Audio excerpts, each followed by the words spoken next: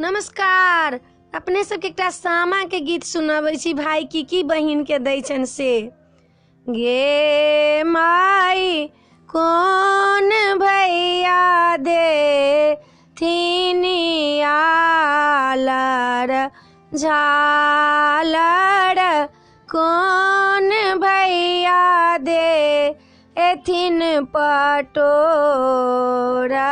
गे माई कौन भैया दे थिन दक्षिणा का चिरावा। कौन भैया कामिन सिंदूरा। गे माई बड़का भैया दे थिनी आलर झालर मझिला भैया दे थिन पटोरा। गे माई सझिला भैया दे थिन दक्षिणा का चिरावा। छोटका भैया का मिन सिंदूरा।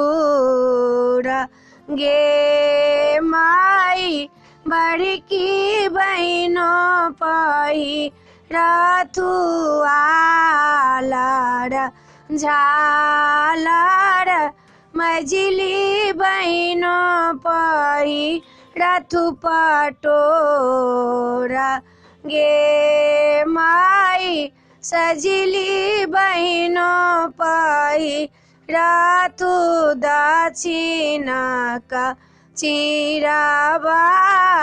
छोटकी बहनों का अमीन सिंदूरा।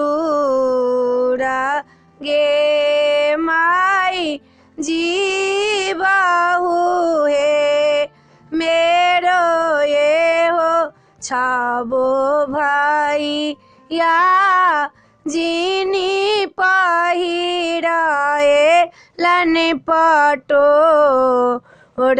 गे माई वीडियो में एतबे है। अपने सबके ई सामा के गीत पसंद पड़त सब्सक्राइब जरूर करबै आ कहबै जरूर। जय मिथिला जय भोला बाबा।